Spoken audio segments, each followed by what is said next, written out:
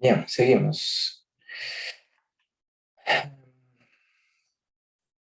Bien, en la clase anterior vimos que además de estimar mediante mínimos cuadrados ordinarios, aplicamos que los errores se distribuían como una normal, eh, con media 0 y con varianza 1, digamos. Y esto implicaba entonces que, como esto se distribuye como normal, implica entonces que los betas, beta 1 y beta 2, también se distribuyen como normales. Y esto implica que también y estimado se distribuye como una normal. Y entonces, el hecho de que apliquemos mínimos cuadrados ordinarios más este supuesto del error con normalidad, lo que va a hacer es que se cumplan muchos de los supuestos de Gauss-Markov. Por ejemplo, que la esperanza de y condicionada en mu sea 0, que la esperanza de x condicionada en mu sea 0, la esperanza de mu y como j es igual a 0.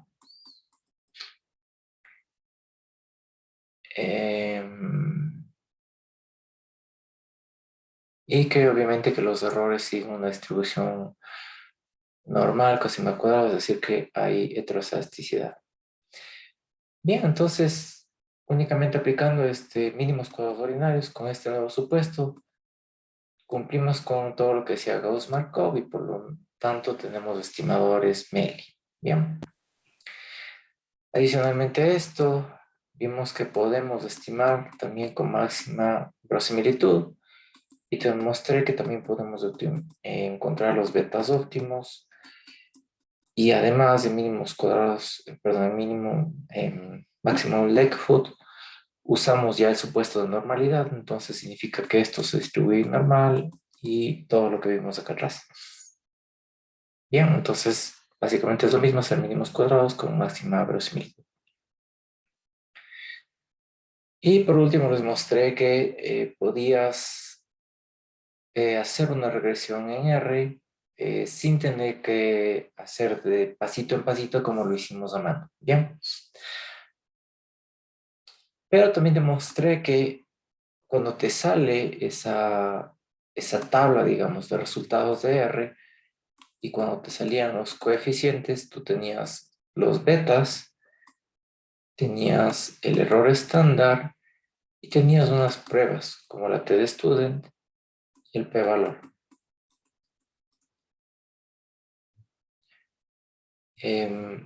Y entonces te dije que eso es lo que vamos a ver hoy. También te mostré que cuando obteníamos la tabla nova,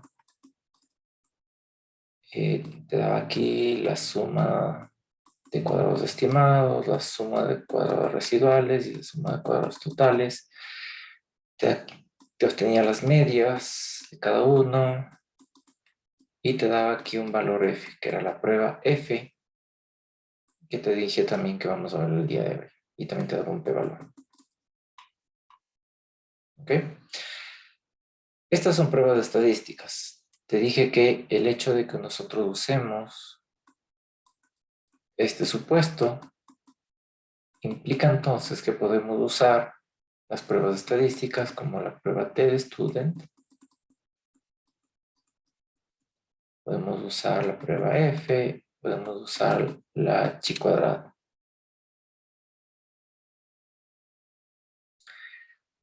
¿Y para qué me sirven estas pruebas estadísticas? Bueno, porque a través de estas pruebas estadísticas, justamente tú puedes comprobar si es que tu estimación se aparece o es parecida a una normal. Y si, perdón, es parecida al valor verdadero poblacional. Y si es que no quieres saber eso, puedes aplicar pruebas estadísticas para saber otras cosas. Por ejemplo, si es que yo quiero saber que este beta es 0.5, voy a aplicar una prueba estadística. Si yo quiero saber si ese beta es 0, voy a aplicar una prueba estadística. No Entonces, olvides. no únicamente me sirve para esto, también me sirve para,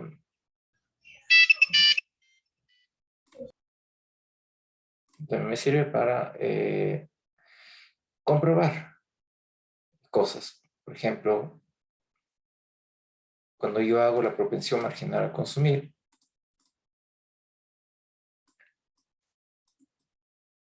yo estoy calculando el consumo en función del ingreso. Y si yo quiero medir que este beta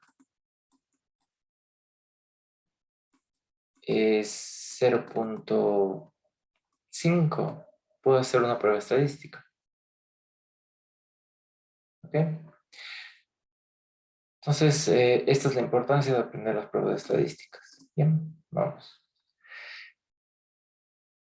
Entonces, todo lo que vimos de clase anterior, es decir, cuando tuvimos mínimos cuadrados ordinarios y te mostré que derivando encontrabas los estimadores beta 1 y beta 2,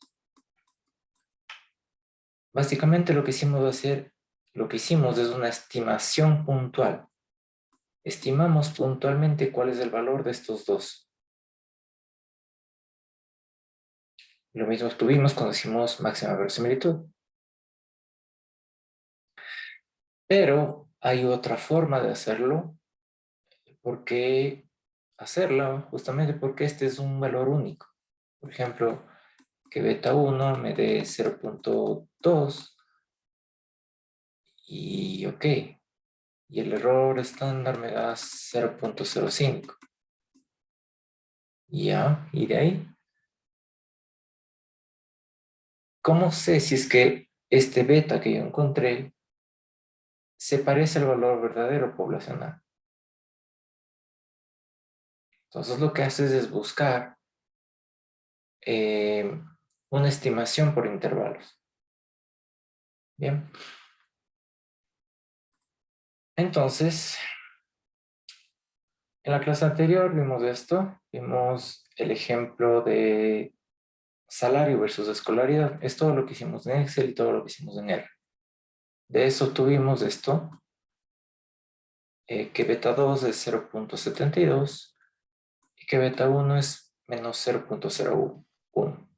Bien. Entonces, los betas son estimadores puntuales del valor poblacional, que es desconocido, no sabemos cuál es el verdadero. Pero tratamos de ver si es que está dentro de este intervalo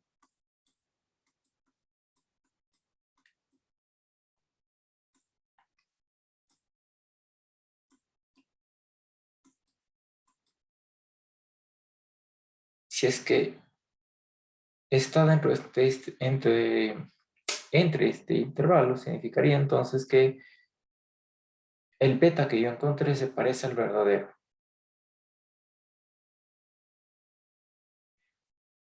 ¿Y cómo sé que se parece al verdadero? Porque lo que vamos a hacer es un muestreo repetido. ¿Qué significa un muestreo repetido? Que hacemos varias veces el modelo y por lo tanto podemos obtener justamente todas las veces en las que el modelo cayó dentro de esta curva. Por eso, con el muestreo repetido, es lo que yo encuentro cuáles son los intervalos de confianza del beta. Si quieren ser un poco más técnicos, lo que estamos haciendo es bootstrapping. Estamos haciendo un muestreo aleatorio con reemplazo para obtener cada uno de los intervalos.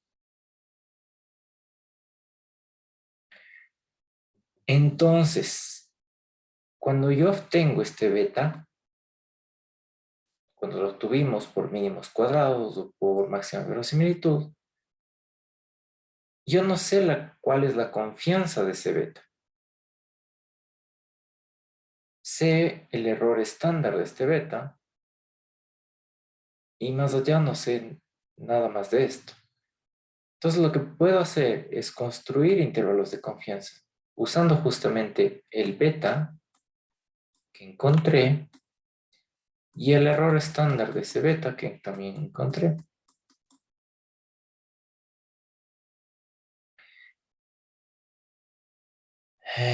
Usualmente tú lo que usas es un alfa, que es un nivel de confianza. Entonces tú vas a plantear este alfa, que vamos a ver más adelante qué tipos de alfa hay y qué significa este alfa. Pero por ahora entiendan que esto es un valor probabilístico y eso significa que esta es una probabilidad.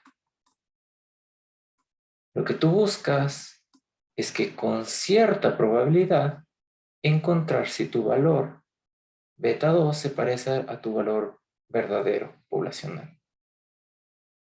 Para eso vas a construir los intervalos de confianza. Entonces tomas este beta 2 y le restas un valor delta.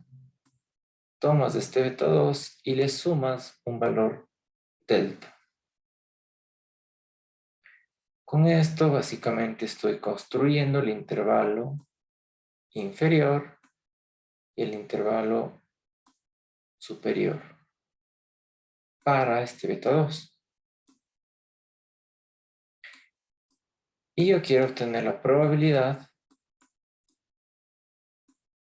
con un nivel de confianza de 1 menos alfa, que en este caso es del 95%.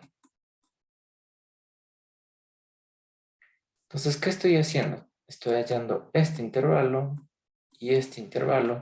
y lo estoy comparando con este valor de aquí. Mi objetivo es ver si ese beta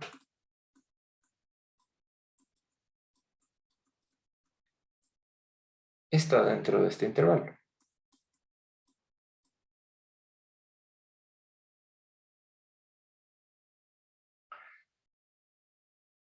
Los extremos de este intervalo de confianza, porque este sigue obviamente, es un valor que continúa, se conocen como límites de confianza. Entonces tienes un límite superior y tienes un límite inferior. Y tú puedes obtener la probabilidad de que tú estés bajo esta curva. Esto es lo que vieron en la estadística. Y si no se acuerdan, lean el apéndice 1 de Bujarati.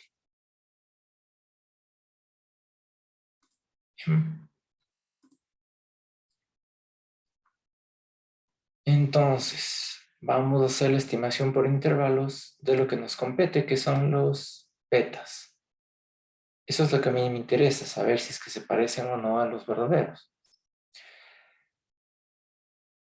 Y entonces,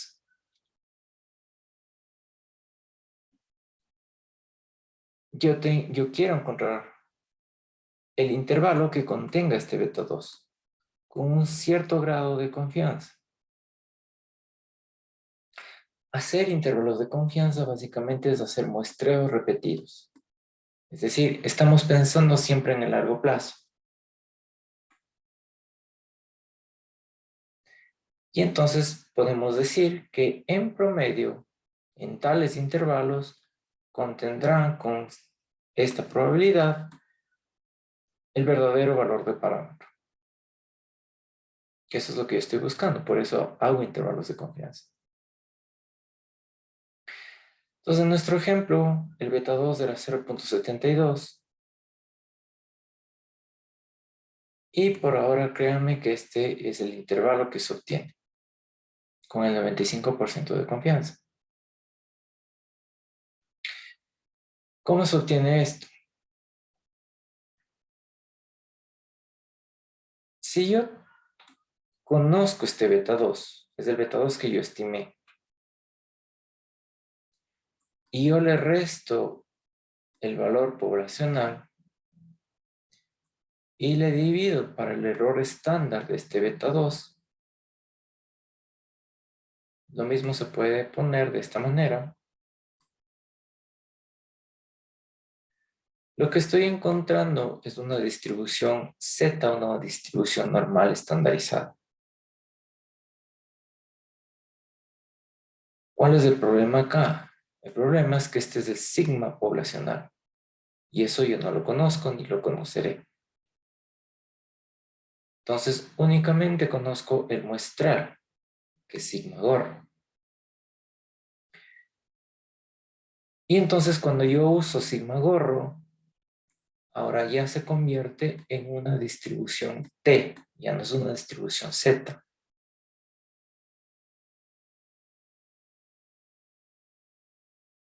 ¿Ok? Entonces sé que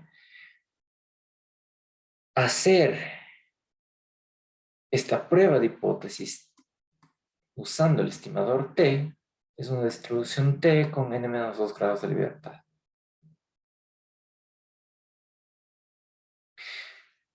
Y luego voy construyendo los intervalos de confianza. Si ya sé cómo se distribuye esto,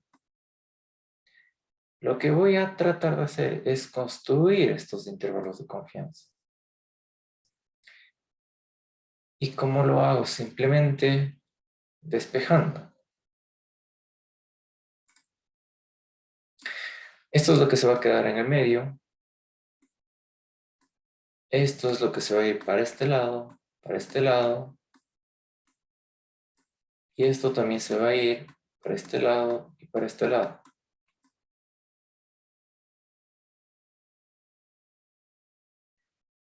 Entonces, sé que esto sigue una distribución T. Entonces va a haber una cola inferior y va a haber una cola superior. Y yo sé que yo puedo obtener la probabilidad de esto porque sé que es una distribución T con un nivel de confianza de 1 menos alfa. Bien, ahora lo que hago es pasar esto hacia los lados. Como está restándose, pasa sumándose.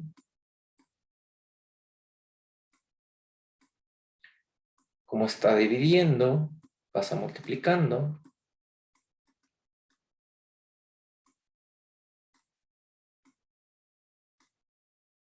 Y entonces despejé y me quedé con, perdón, con beta 2. ¿Ves? Si te das cuenta, únicamente despejé. Por eso obtengo esto de acá. Y básicamente es eso. Eso es construir un intervalo de confianza. Es despejar esto sabiendo que tiene una distribución. Crear el intervalo para la derecha y el intervalo para la izquierda. Que sería esto y esto. Y de ahí, como tiene una distribución, obviamente va a tener una probabilidad. Y lo que tendría que hacer es que tengo que ir a la tabla de esa distribución, ver el nivel de confianza y encontrar el valor de probabilidad de este lado y de este lado. De esa manera obtengo el intervalo de confianza.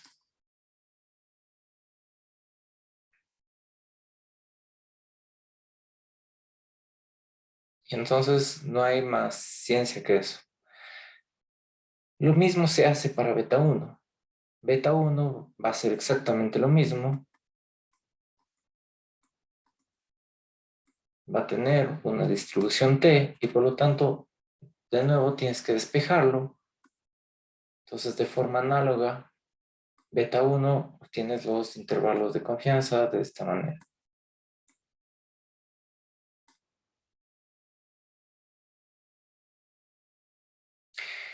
Fíjate que el error estándar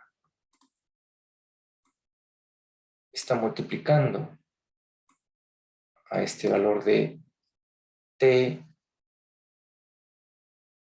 y de igual manera acá. Eso significa que mientras más grande sea el error estándar, más amplio será el intervalo de confianza. Si el error estándar es pequeño, tendrá una forma así, bastante compacta. Si el error estándar es grande, tendrá mayor área bajo la curva.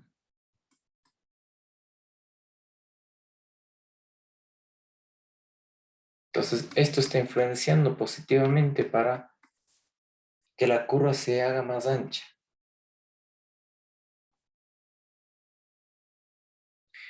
Y por eso te acuerdas que te decía que mínimos cuadrados ordinarios queremos que tenga la varianza más pequeña, es decir, que se parezca a esto, para que no tenga tanta área el beta.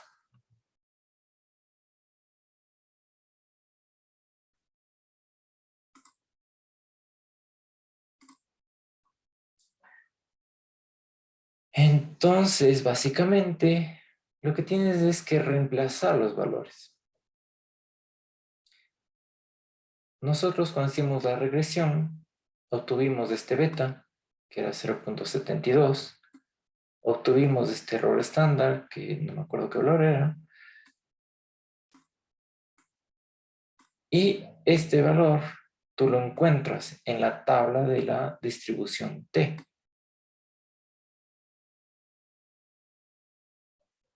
Entonces, este alfa es 0.05.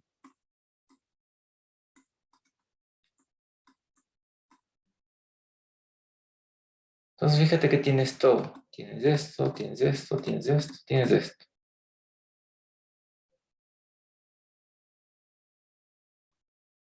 Entonces, únicamente hay que reemplazar los datos.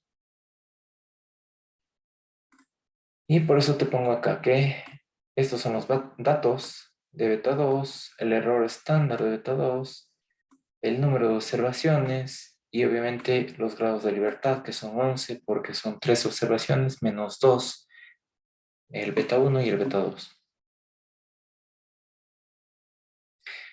Si suponemos que el alfa es 0.05, entonces nos vamos a la tabla de la distribución T, vemos 0.05 con 11 grados de libertad y nos da este valor. Y este valor es el que reemplazamos ahí.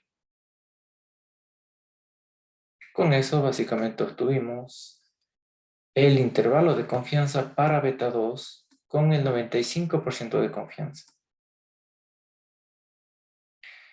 ¿Y esto cómo se lee? Esto significa que 95 de cada 100 casos el intervalo contendrá el verdadero valor de beta 2. En este intervalo.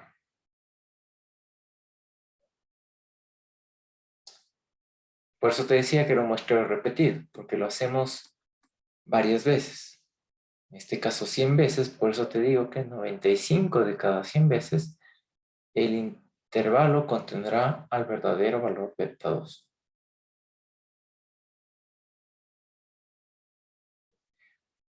Bien, eso es básicamente la construcción del intervalo para un beta.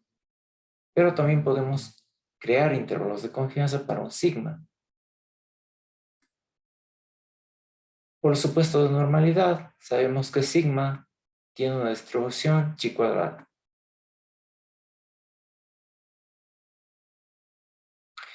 Y entonces lo que vamos a hacer es, al igual que en el caso anterior, despejar. Como sé que esto ya tiene esta distribución, lo que yo quiero es quedarme con esto. Entonces esto está dividiendo, pasa multiplicando, y esto pasa a dividir.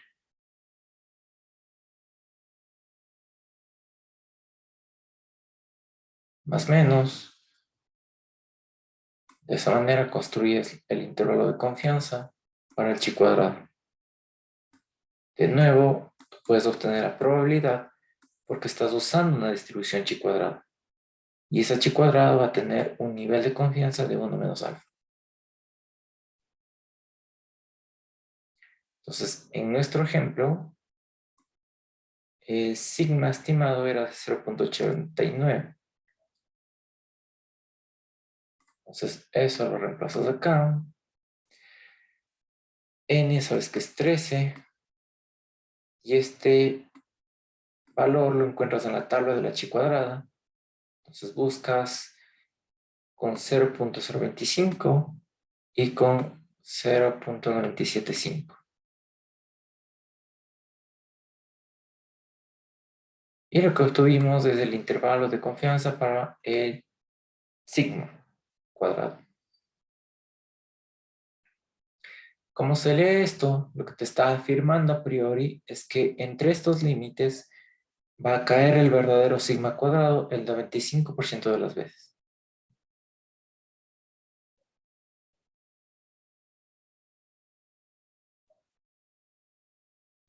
¿Ok? Bien, entonces, ahora que ya sabemos cómo se hacen los intervalos de confianza, ahora es momento de hacer las pruebas de hipótesis. Entonces, un intervalo de confianza no me dice nada si es que yo no hago una prueba. Únicamente me dice que en el 95% de veces va a caer ahí, pero no me está afirmando o no me está negando si cayó ahí. Para eso lo que tienes que hacer es una prueba de hipótesis. Las pruebas de hipótesis significa que nosotros queremos comprobar algo.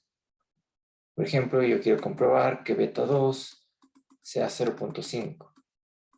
O quiero comprobar que beta 2 sea igual a 0. O por ejemplo, bueno.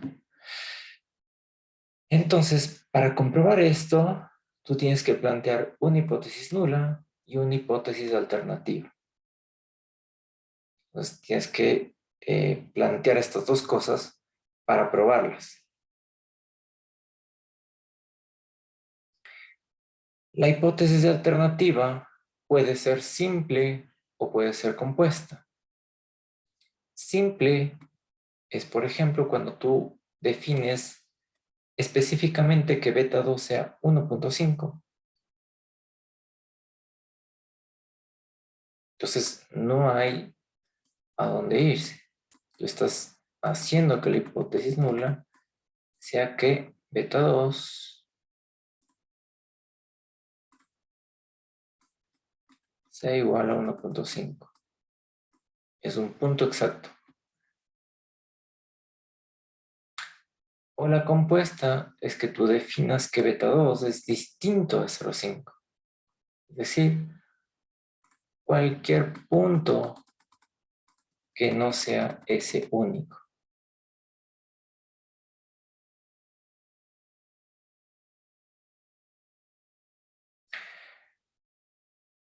Entonces, hay también métodos de intervalos de confianza y pruebas de significancia.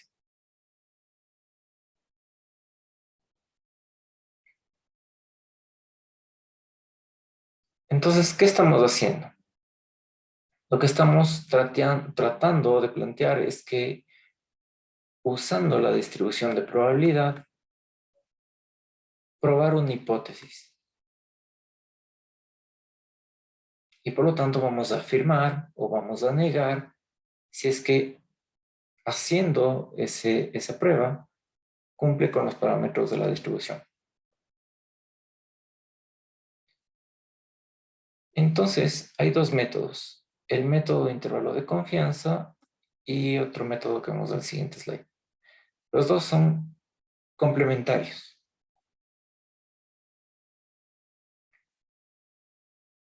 Entonces, planteamos la hipótesis nula de que beta 2 sea 0.5. Y planteamos la hipótesis alternativa de que beta 2 sea distinto a 0.5.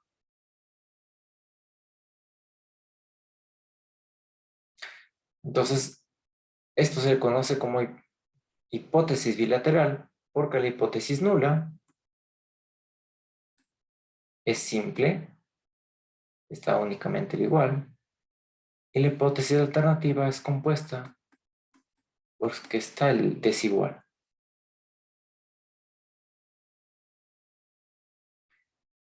Entonces, ¿qué significa que tú estés haciendo este tipo de pruebas? Significa primero que tú no tienes una expectativa a priori. Si ves que tienes muchísimas respuestas, por ejemplo, si beta 2 es 0.5 o es 0.6, 0.4, 0.9, 2, 5, 9, 20, hay muchísimas respuestas para esto. Eso significa que tú no tienes alguna expectativa a priori cuando estás haciendo el modelo. O no hay algo teórico que tú quieras probar.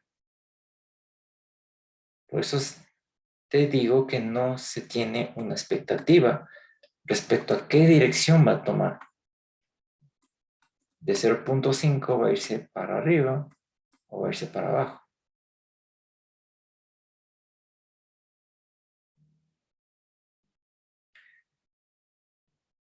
Y entonces, ¿qué es lo que yo quiero probar? Yo quiero probar que si beta 2 se encuentra dentro del intervalo. Si pasa eso, no se va a rechazar la hipótesis nula. Si está afuera, se va a poder rechazar. Entonces, ¿qué significa esto? Ya hallamos el intervalo de confianza de beta 2, que era 0.57 y 0.87.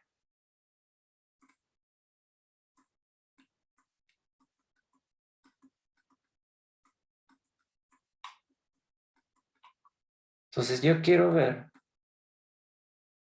si es que este beta 0.5 está dentro de este intervalo de confianza. Si lo está, significa que no rechaza la hipótesis nula. Si está fuera, es decir, por acá o por acá, significaría que se puede rechazar la hipótesis nula.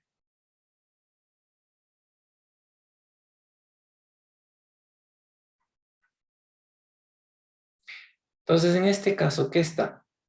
¿Dónde está 0.5?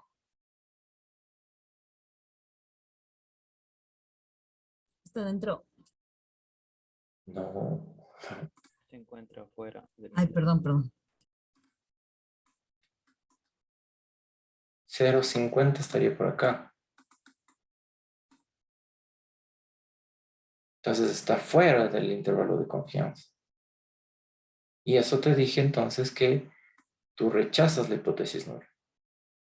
De que la verdadera pendiente sea 0.5. Esa es nuestra hipótesis.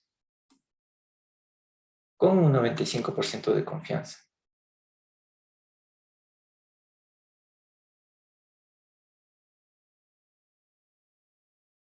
Bien.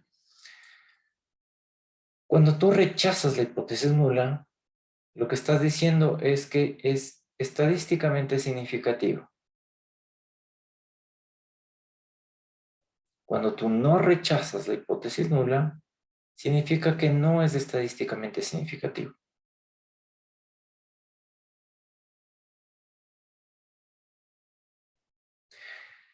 En este caso te dije que no teníamos una expectativa a priori respecto al beta. No sabíamos dónde iba a quedar. Y por lo tanto planteamos una hipótesis alternativa compuesta. Pero también podemos plantear hipótesis unilaterales.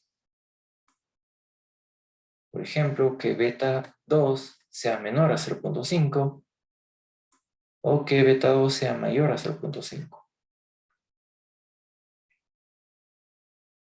En este caso, tú ya tienes una expectativa a priori. Ya sabes más o menos por dónde se va a dirigir. Por eso ya pones un mayor o un menor, porque ya sabes que puede irse por acá o puede irse por acá. ¿Ok?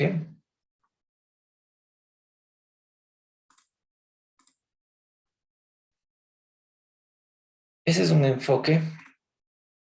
El otro enfoque es el que se conoce como enfoque en prueba de significancia. Este utiliza los resultados muestrales para verificar la verdad o la falsedad de una hipótesis nula. Es decir, está usando un estadístico de prueba. Entonces, hace un rato te mostré que de esta manera encontramos el intervalo de confianza para beta 2. Pero yo te dije que este beta 2 era el poblacional hace un momento. Ahora lo que te estoy diciendo es que vamos a poner aquí un beta 2 de estrella y este va a ser mi estadístico de prueba.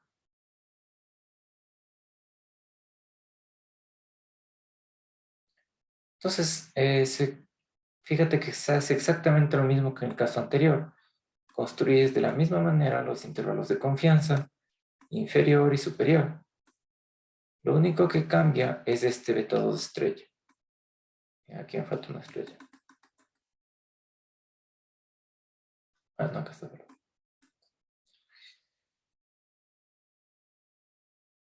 Entonces, este intervalo de confianza se conoce como región de aceptación. De nuevo es exactamente lo mismo. Tú tienes un intervalo de confianza y ahora esta área se conoce como región de aceptación. Y lo que está fuera del área se conoce como región de rechazo o región crítica.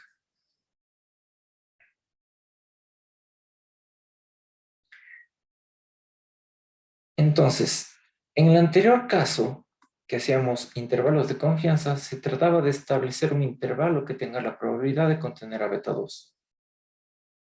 Ahora, en el enfoque de prueba de significancia, le sometes a algún valor beta 2 y se ve si ese beta 2 estimado se encuentra dentro de los límites del sometido a la hipótesis. ¿Ok? Son dos cosas distintas. El uno, estás buscando si dentro de ese intervalo de confianza contiene el verdadero valor. Y en este enfoque de significancia, tú estás verificando si este beta 2 de estrella se encuentra dentro de los límites de la hipótesis. Entonces, volvemos a nuestro ejemplo. En beta 2 teníamos 0.72, en error estándar era esto y la t era esto. La hipótesis nula ahora es que beta 2 es 0.5 y la hipótesis alternativa es que beta 2 es diferente a 0.5.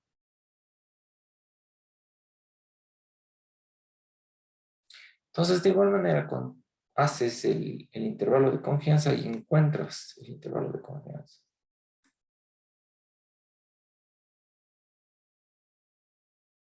Y de nuevo compruebas. Entonces, en este caso, acá es 0.34 y acá es 0.6.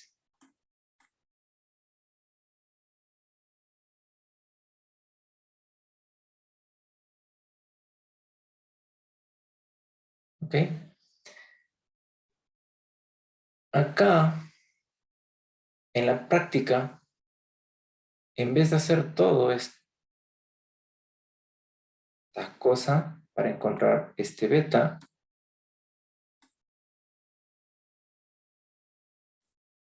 lo que haces es esto.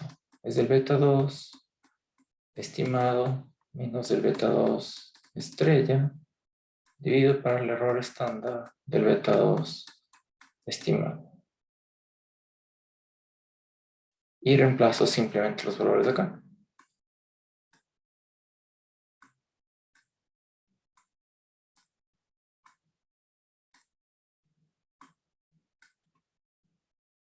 Esto me da 3.2. Entonces, 3.2 va a estar por acá. Es decir, cayó en la región crítica y por lo tanto rechazo la hipótesis nula de que este beta 2 se encuentra dentro de este intervalo. Entonces llegué al mismo resultado que usando el anterior método. Los dos te llevan exactamente lo mismo.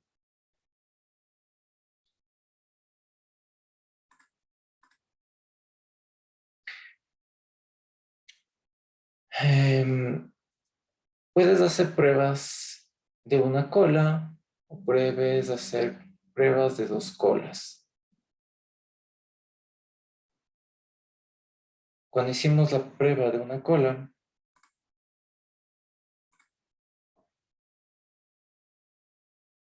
es cuando nosotros definimos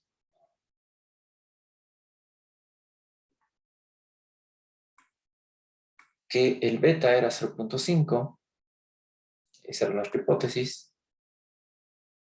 Nosotros encontramos que el beta 2 era 0.72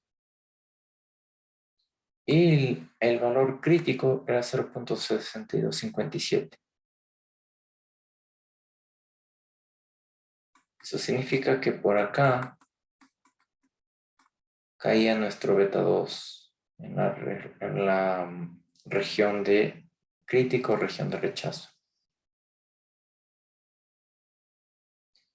Y ahorita te mostré que usando la prueba T también llegas a exactamente lo mismo, 3.2, y acá la región crítica es 1.796. Entonces caes en la región de rechazo.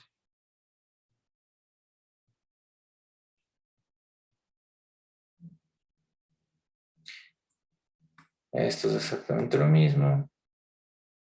Beta 2 está en la región de rechazo. 3.2 está fuera de esta región, entonces cae en la región de rechazo. ¿Qué estamos rechazando?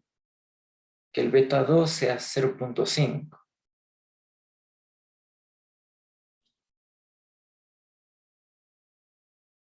Eso estamos rechazando.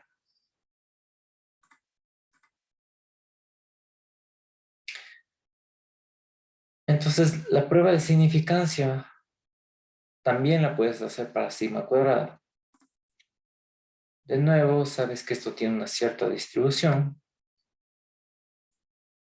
Planteas una hipótesis nula y una hipótesis alternativa. Reemplazas los valores de acá y obtienes los valores críticos.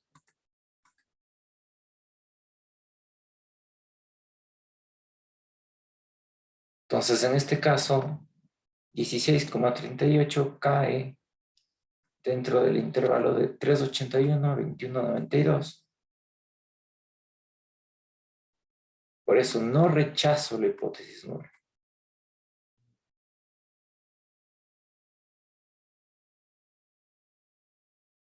Ok, entonces esto fue así.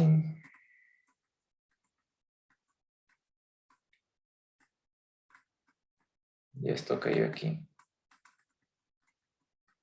Por eso cayó en la región de no rechazo. Entonces, de igual manera que en el caso anterior, puedes hacer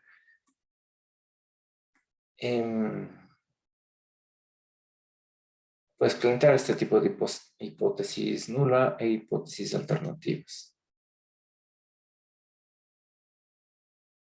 Bien.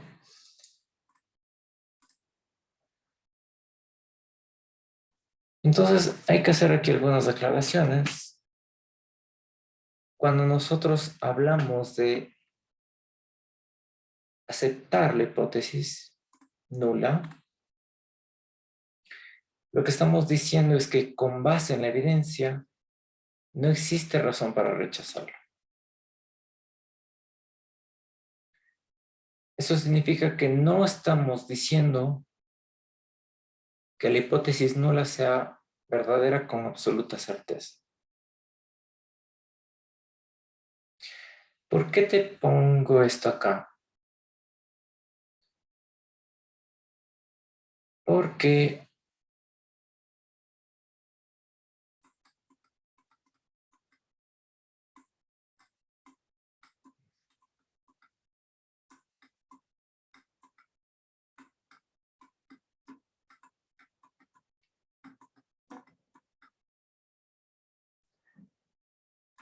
digamos que esta T1 nos da un valor de 3. Por lo tanto, rechazamos. Y digamos que hacemos una T2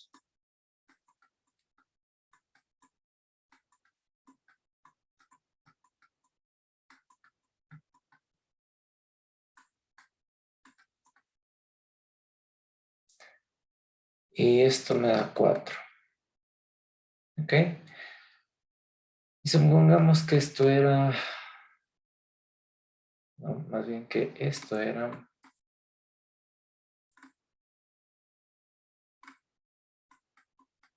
0.5 y esto era 0.6. En los dos casos, yo rechacé la hipótesis nula. Entonces, ¿cuál es la verdadera? ¿Es 0.5 o es 0.6?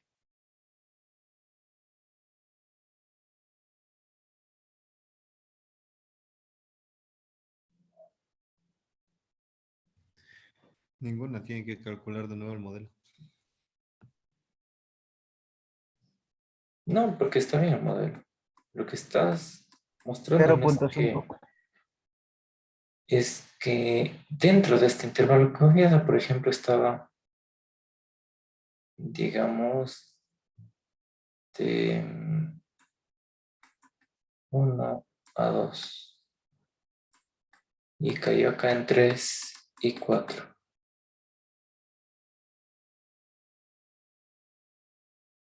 Está correctamente. Pero lo que quiero llegar es esto. Si podemos seguir cambiando, por ejemplo, este le pongo 0.6 y rechazo, este le pongo 0.7 y rechazo, a ningún momento yo voy a saber cuál es el valor verdadero. Lo único que estoy haciendo son pruebas de hipótesis donde me está diciendo que no está en esa región. Entonces no sé cuál es el verdadero beta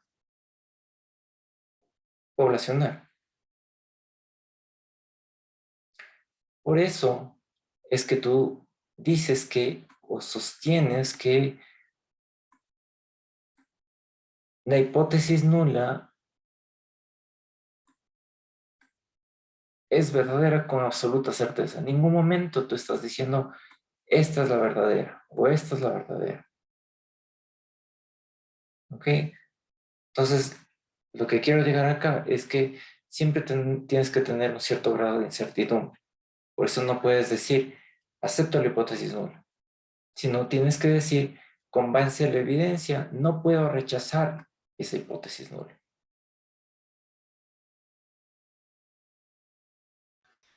Pero todo eso depende del margen de error que se le quiera dar a la prueba de hipótesis, ¿verdad? Claro, claro. Y eso también es algo cuestionable. Porque, por ejemplo, yo le puedo poner un error de 0.01 o un nivel de confianza de 0.01 y tú le pones de 5. Entonces, para mí es bastante estricto y para ti no. Entonces, eso también es un poco como que depende eso. Por eso, siempre tenemos que tener ese grado de incertidumbre y por eso decimos que no existe razón para rechazarlo, más bien que en vez de decir aceptamos la hipótesis nula.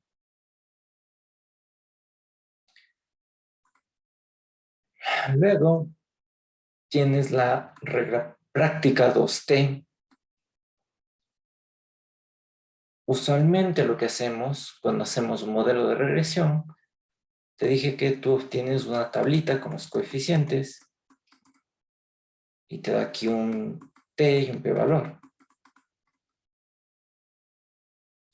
Lo que está haciendo esta tablita es justamente esto. Es probar la hipótesis nula que beta 2 sea 0. ¿Qué implicaría que beta 2 sea 0?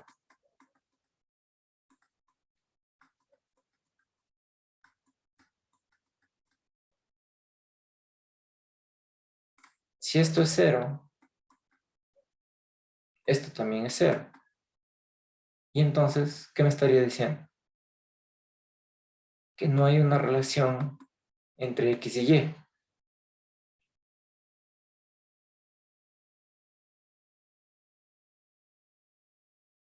Entonces, probar esta hipótesis nula, básicamente es probar si esta variable X tiene alguna relación con esta variable Y.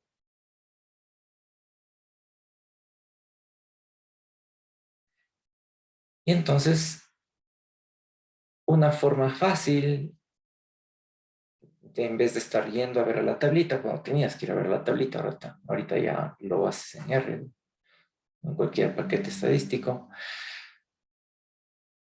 te decía que apliques la regla de 2T. Y lo que pasa es que cuando tú tienes, o cuando te vas a ver la tabla de la distribución T, si tú tienes un número superior a 20 grados de libertad, con un alfa de 0.05, cualquier valor que te dé la T calculada, que sea mayor a 2 en valor absoluto,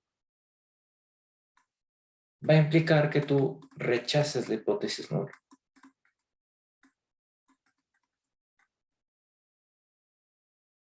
Entonces, ¿para qué sirve esto?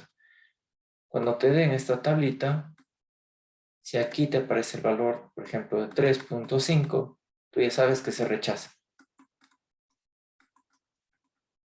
Si acá te da el valor de 1.5, tú sabes que no rechazas.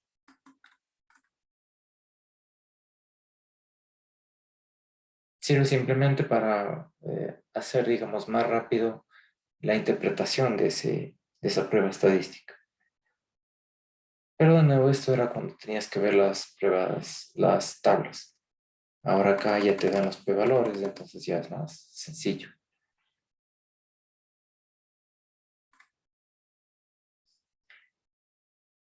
Y entonces te estoy diciendo que estamos haciendo esto. ¿Por qué?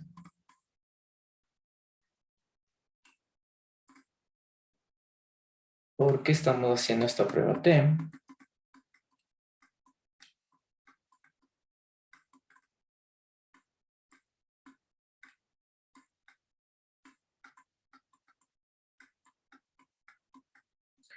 Y si esto es 0, porque esa es nuestra hipótesis nula, entonces esto me queda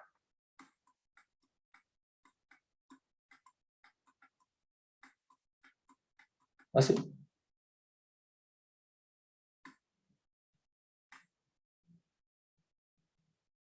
Esta es la prueba que estamos realizando cuando hacemos esta prueba de hipótesis.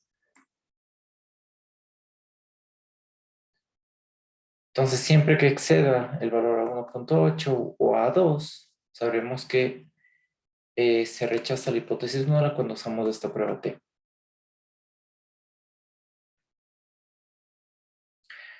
Bien, otra consideración es que las pruebas de hipótesis siempre se plantean antes de realizar la prueba.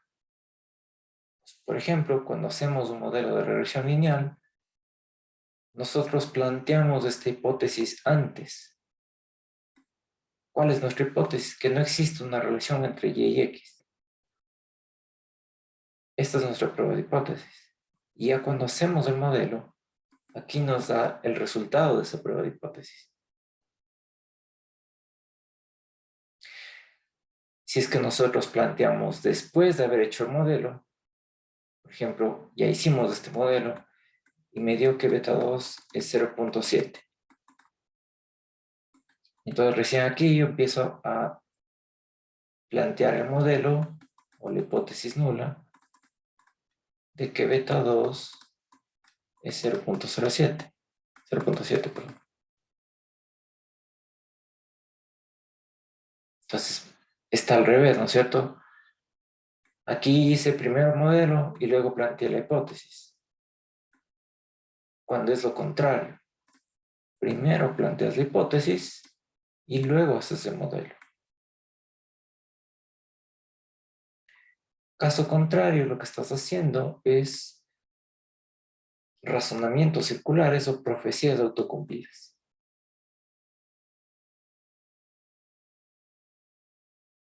La prueba de hipótesis me sirve para mí para verificar si pasa algo extremo. Entonces, ¿cuál sería el extremo en mínimos cuadrados ordinarios? El extremo sería justamente que beta 2 sea 0. Es decir, que no existe una relación entre y y x.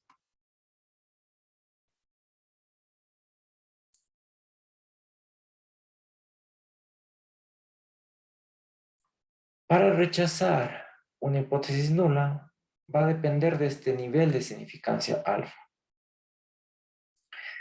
Este también se lo conoce como probabilidad de cometer el error tipo 1. ¿Cuál es el error tipo 1? La probabilidad de rechazar la hipótesis nula cuando es verdadera. Y el error tipo 2 es la probabilidad de aceptar la hipótesis nula cuando es falsa.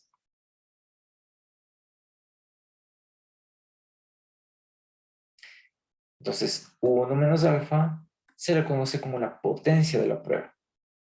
Entonces, cuando hicimos intervalos de confianza, ¿te acuerdas que era algo así? Y acá era 1 menos alfa. Y esto te dije que es la potencia o que es la probabilidad, que en nuestro caso es del 95%.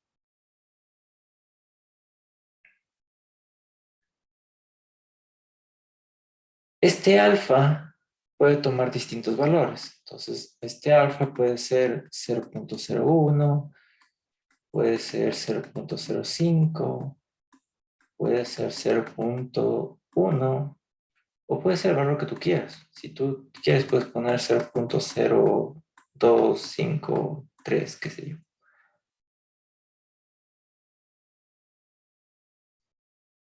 Pero usualmente, cuando hacemos o cuando trabajamos con variables económicas o ciencias sociales, usualmente se usa el de 0.05. En matemáticas, por ejemplo, en física, por ejemplo, para cosas aeroespaciales, cosas por eso, ahí tú necesitas un margen de error más pequeño. Entonces usas un alfa de 0.01. Por ejemplo, en ingeniería civil, no quieres que exista un mínimo de error para que tu obra no se vaya al suelo. Entonces, este alfa lo que te está midiendo es la confiabilidad que tú tienes. Si ponemos demasiada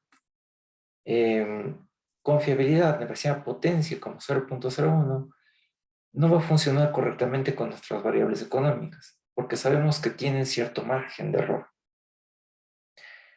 Por eso se usa este 0.05. Entonces, cada que hagamos una prueba de hipótesis, lo haremos en función de este alfa con 0.05.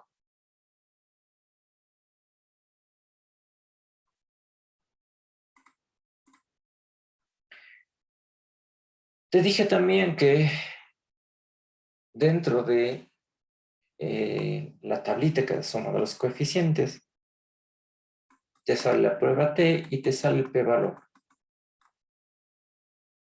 ¿Qué es el p-valor?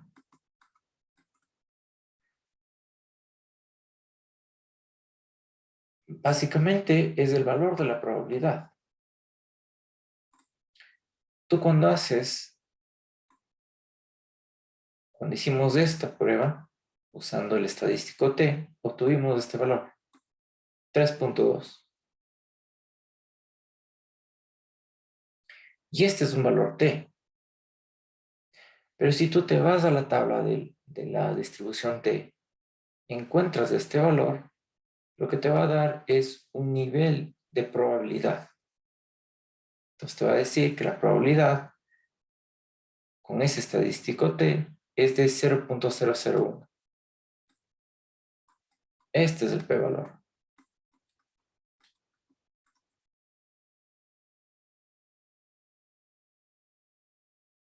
Es la probabilidad de cometer el error tipo 1. Y este te va a servir para aceptar o para rechazar la hipótesis nula. Entonces aquí, por ejemplo, te da un coeficiente y te dice el p-valor es de 0.06.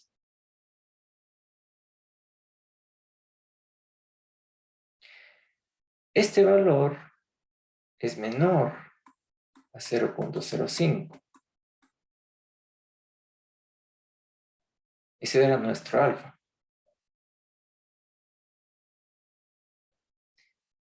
Si esto pasa,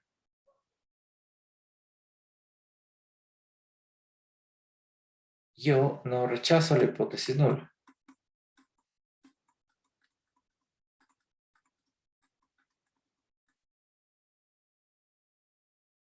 Si aquí me asuma un valor de 0.0000001, perdón, este era mayor.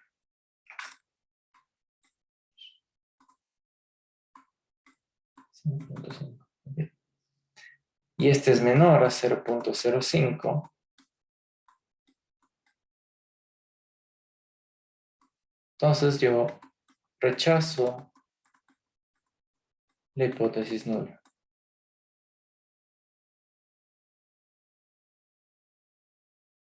Entonces este p-valor es el que me va a ayudar a mí a saber si es que acepto o rechazo la hipótesis nula. Que en este caso, cuando hacemos una regresión, es que el beta 2, 1 o los que tengas es 0.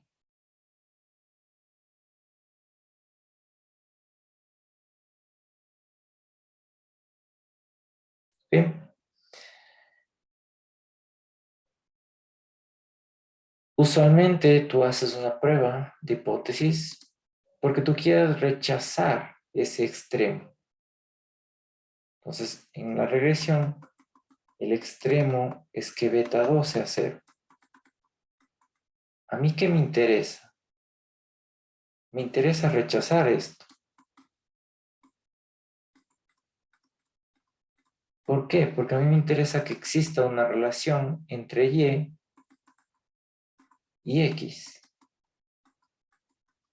Por eso quiero rechazar esta hipótesis nula.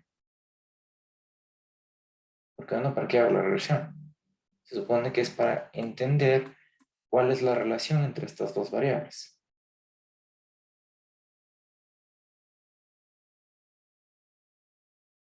Entonces, por eso dice que el objeto empírico, es decir, lo que siempre queremos, es rechazar la hipótesis nula. Entonces, por ejemplo, cuando haces el modelo entre el consumo y el ingreso, tú lo que quieres es rechazar la hipótesis nula de que beta 2 sea 0. Es decir, quieres que exista una relación entre el ingreso y entre el consumo.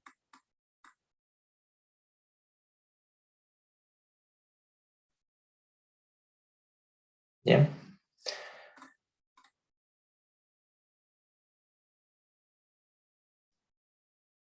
Y esto ya lo vimos un poco en anteriores clases.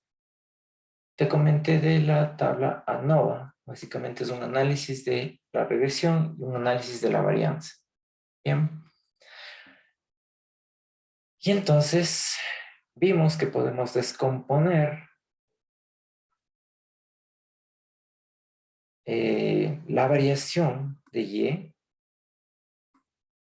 como la variación de Y estimada al cuadrado más la sumatoria de muy elevado al cuadrado. Esto se puede descomponer de esta manera y esto se mantiene igual. Entonces, ¿qué significa eso? Que esta es la sumatoria de cuadrados totales, esta es la sumatoria de cuadrados estimados y esta es la sumatoria de cuadrados residuales.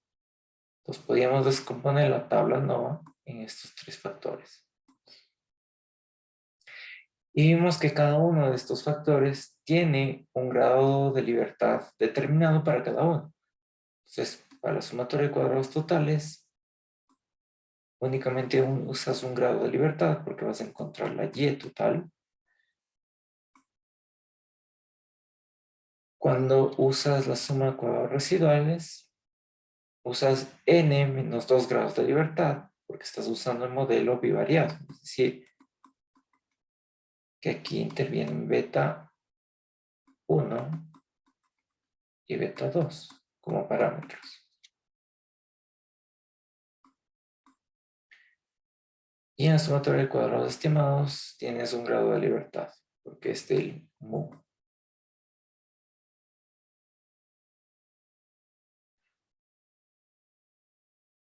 Puedes tú construir una prueba F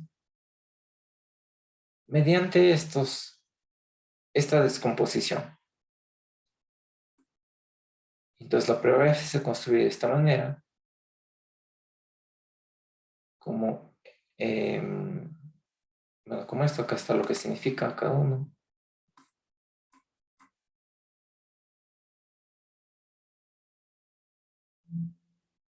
Y entonces tú vas a obtener un valor F. Entonces, por ejemplo, digamos que el valor F es de 108.3. Lo que tienes que hacer es ver este valor en la tabla de la prueba F y encontrar la probabilidad. En este caso, la probabilidad nos dio de 0.00001. ¿Te acuerdas que en la clase anterior te mostré la tabla ANOVA y te dije, mira, acá te aparece la prueba estadística F? Básicamente es esto. ¿Y qué es lo que va a pasar acá? Cuando tú estás usando un modelo bivariado, es decir, un modelo donde únicamente existen dos variables, la prueba F va a ser similar a la prueba T. De hecho, es la prueba T elevado al cuadrado.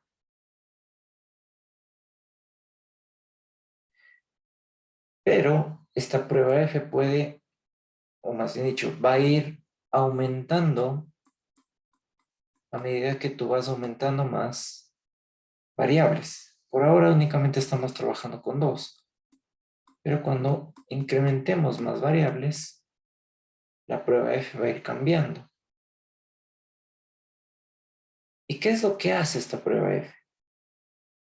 Básicamente lo que está haciendo es una prueba conjunta.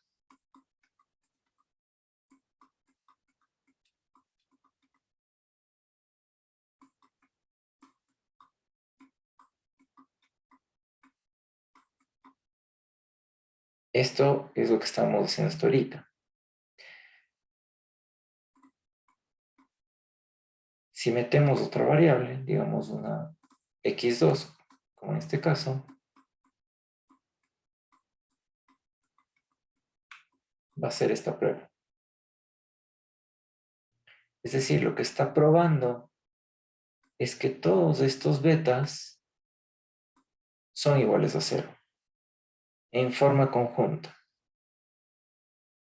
Cuando hicimos la prueba T, lo hace de manera individual. Cuando hace la prueba F, lo hace de manera conjunta. Esa es la diferencia. Entonces la prueba F mide en conjunto si todos los betas del modelo son iguales a 0. Mientras que la prueba T mide individualmente por cada beta si es igual a 0.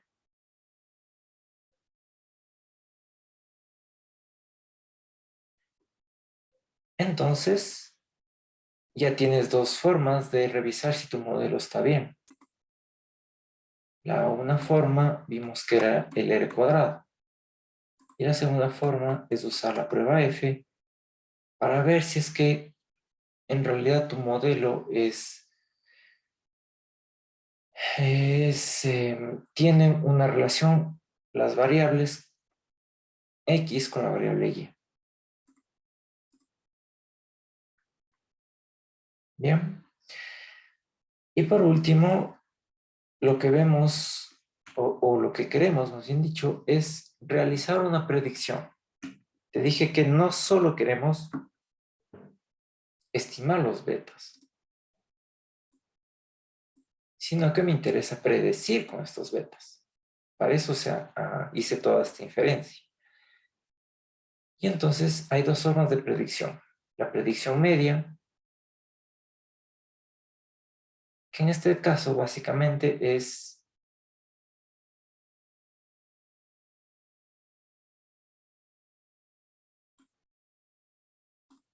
poner en X el valor condicional que tú quieres. Entonces, en este caso queremos que X sea 20. Y con eso obtenemos la predicción de Y.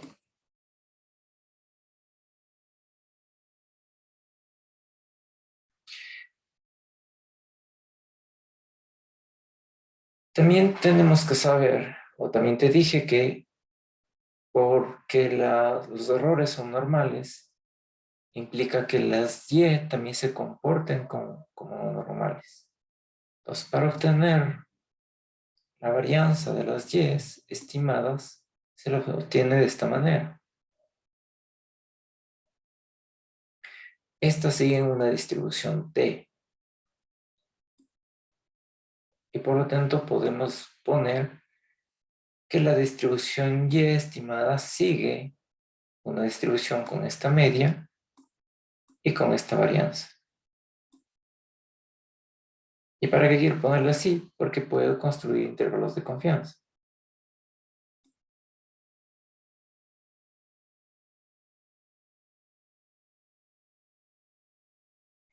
Y entonces simplemente tengo que reemplazar los valores acá. Entonces tengo el error estándar de Y. Obtuve estos beta 1 y estos beta 2. Y esto lo obtengo de la tabla. Entonces puedo construir el intervalo de confianza.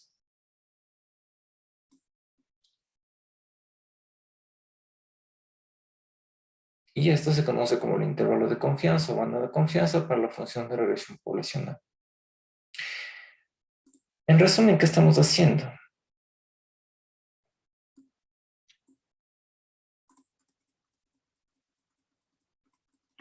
Si estas eran mis observaciones, este es mi modelo, lo que yo estoy tratando de hacer es una predicción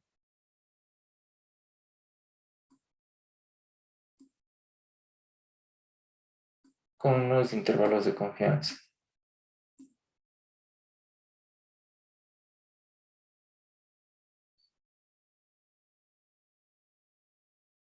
Bien, eso es lo que te estoy planteando acá, que la predicción de Y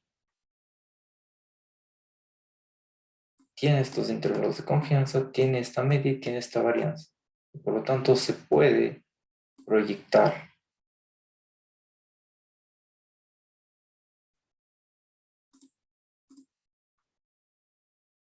Y otra forma de predicción es usar lo que se conoce como la predicción individual. Y lo que cambia es básicamente la varianza. Es otra forma de la que te mostré en el slide anterior. La distribución sigue siendo la misma. Entonces, lo que va a crear, obviamente, es intervalos de confianza que son distintos, que son mayores, porque aquí tienen un factor adicional.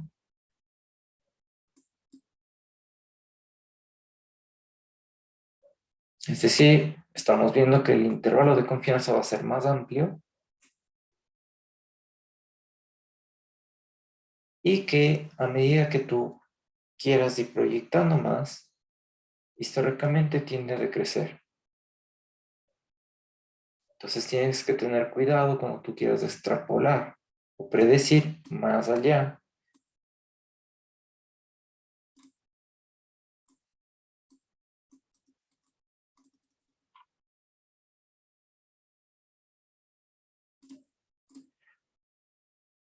Visto de forma más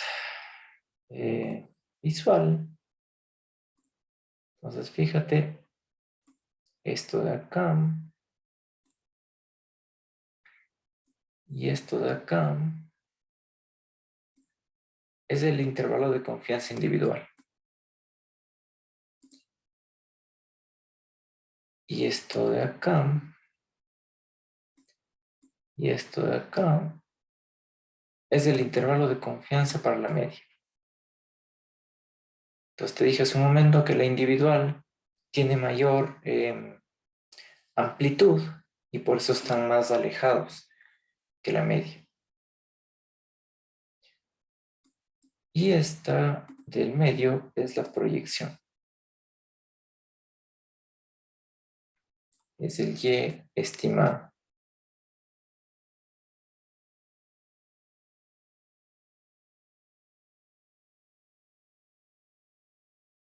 ¿Ok? Entonces, siempre que tú hagas un modelo,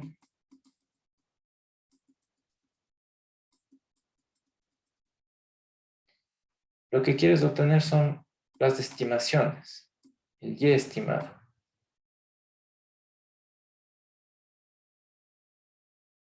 Y no solo quieres obtener el Y estimado, quieres obtener los intervalos de confianza de este Y estimado. Entonces, justamente esta es la gráfica de ese Y estimado, de esa proyección. Y si tú te das cuenta, a medida que se acerca la media de la población,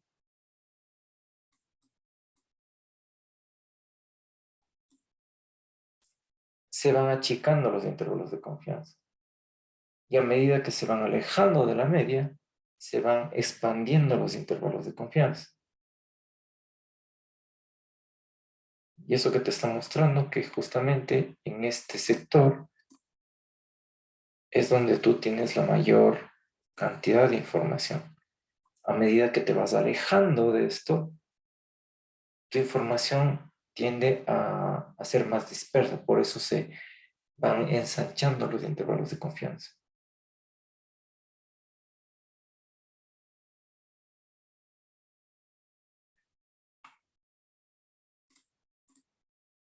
Bien.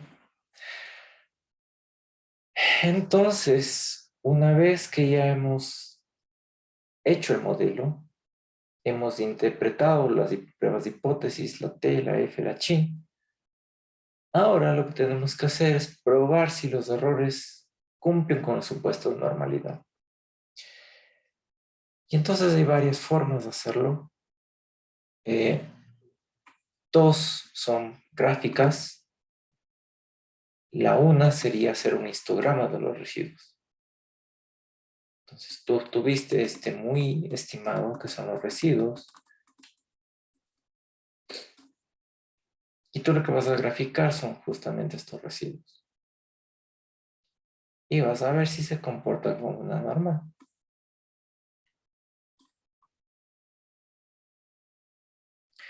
Pero esto queda muy, digamos que al ojo, porque alguien me puede decir, sí, se parece a una normal, y yo te digo no. Entonces depende de la persona. La segunda también es un gráfico, que es el gráfico de normalidad, o el QQplot, que se llama en R. Y lo que hace es poner los residuos en el eje X, y en el eje Y te pone una variable de normalidad. Entonces se supone que mientras esté más pegado, digamos, los valores, los puntitos negros a la curva, significa que más se comporta como una normal.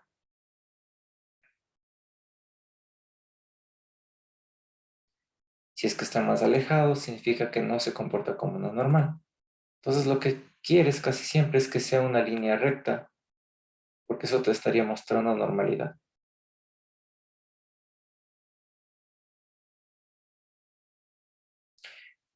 Otra forma es hacer las pruebas, o bueno, esta es una de varias pruebas, la prueba de Jarque-Vera. La prueba de Jarque-Vera justamente usa la simetría y la kurtosis. Entonces va a verificar con esto de los residuos si es que tienes asimetría 0 y si tienes kurtosis 3. Entonces acuérdate que eso significaba que tenía una distribución normal.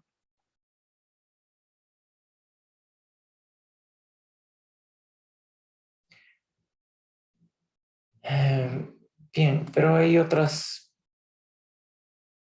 pruebas que tú puedes hacer dependiendo del paquete estadístico. Por ejemplo, en R se usa el paquete NORTEST y tienes algunas pruebas de hipótesis como Shapiro-Mead, como Anderson-Darling, Kramer, Chi de Pearson, Shapiro-Francia. Y entonces tú puedes hacer la prueba de hipótesis con cada uno de estos y ver qué te sale. La hipótesis nula va a ser que la muestra proviene de una población normal. Y la hipótesis alternativa va a ser que no proviene de una distribución normal.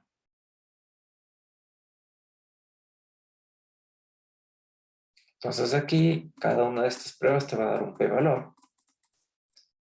Y tú lo que vas a ver es si aceptas o si rechazas la hipótesis nula.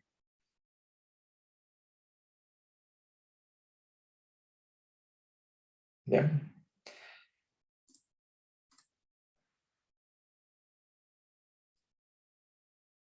Bien, entonces ya veamos un poco de cómo interpretar estas cosas, cómo interpretar los modelos. Vamos a ver esto rápido porque en realidad lo vamos a ver en la práctica, pero esto es lo que vamos a hacer. Vamos a interpretar algunos modelos. El uno es el salario promedio por hora versus la escolaridad. Entonces, si tú haces en R este modelo, lo que me va a dar es este resultado. Es el salario promedio en función de los años de escolaridad. Me va a dar los betas, el error estándar de los betas, del intercepto y del beta 2, la prueba T de cada uno de estos, del beta 1 y del beta 2, y el p-valor del beta 1 y del beta 2.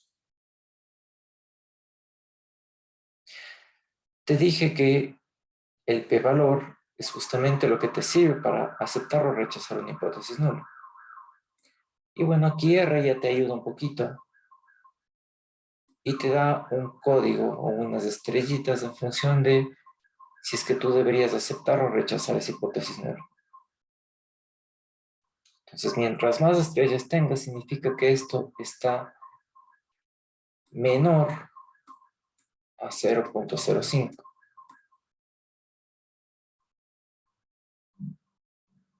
Bien. Esto es lo que vimos hoy. Es básicamente obtener prueba T y el p-valor. Y también lo que vimos hoy es obtener este f estadístico. Tienes este valor y tienes el p-valor de este f estadístico. Aquí también puedes aceptar o rechazar la hipótesis nula de acuerdo al p-valor. Bien. Bueno, esto lo vemos en la clase práctica, así que no hay problema de esto. Vamos a ver estos 3 ejercicios o 4 ejercicios. Pero si quieren, aquí ya está un poco de cómo se debe interpretar cada modelo. ¿Ok? Pero eso lo vemos en la práctica, así que no se preocupen. Bien, ¿alguna pregunta?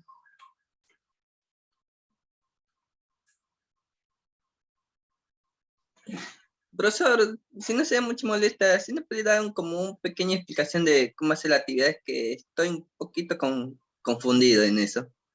Ya, a ver, ¿qué parte? ¿Qué específicamente?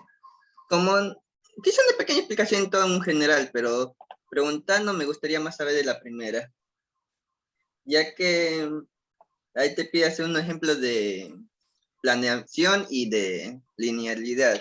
Como entendí, tengo que hacer una planeación, o sea que Y representa como el consumo. Déjeme abrir la actividad para ahí verle mejor, por favor.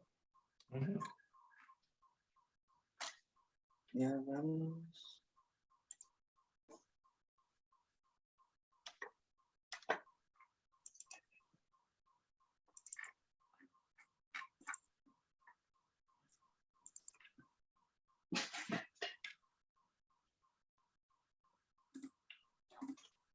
Ya.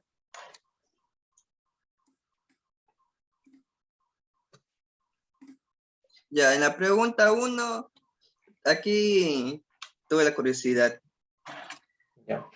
En los planeamientos normalmente está como X y Y. ¿Le cambio los valores como a de C y D cuando toque respectivamente o lo dejo como Y X, pero le pongo las X son el consumo igual a C, diga?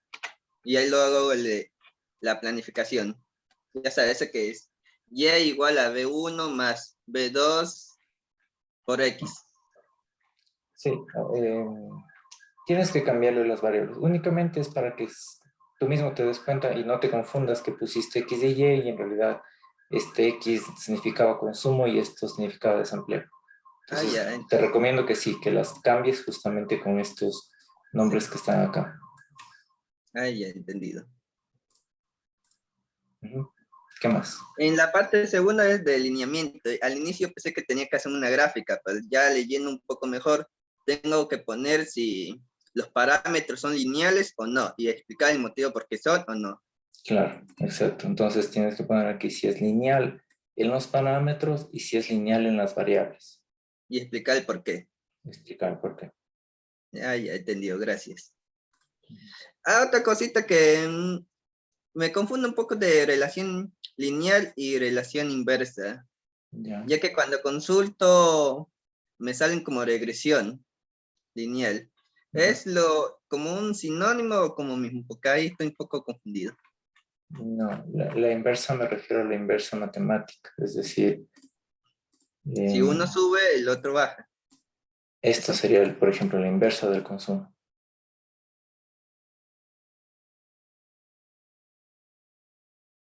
Esta es una relación inversa, por ejemplo, si pones en función del desempleo.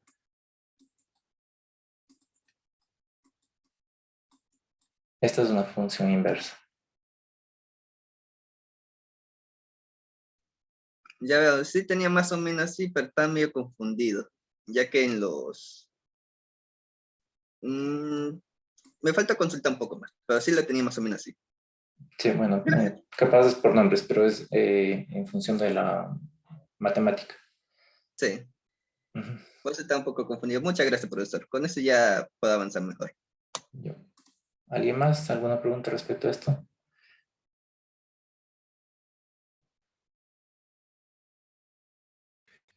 En el ejercicio número 2, el espacio no da para explicar mucho. Tal vez le podemos ampliar el... Sí, sí, no necesariamente tienes que hacer en estos espacitos. Simplemente les puse como un marco, pero de ahí tú puedes desplayarte más de lo que tú quieras.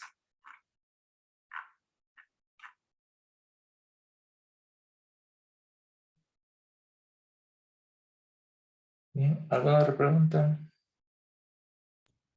Profe, los ejercicios van netamente con todos los procesos, ¿cierto?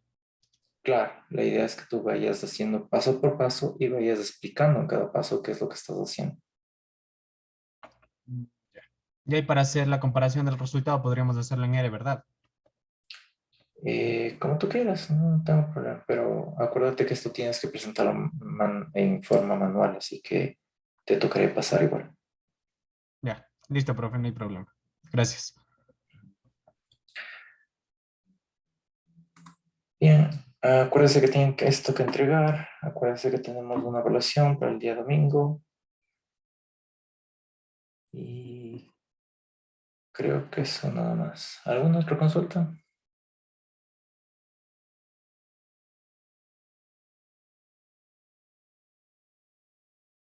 ¿A qué hora sería la evaluación del domingo? Disculpe, economista.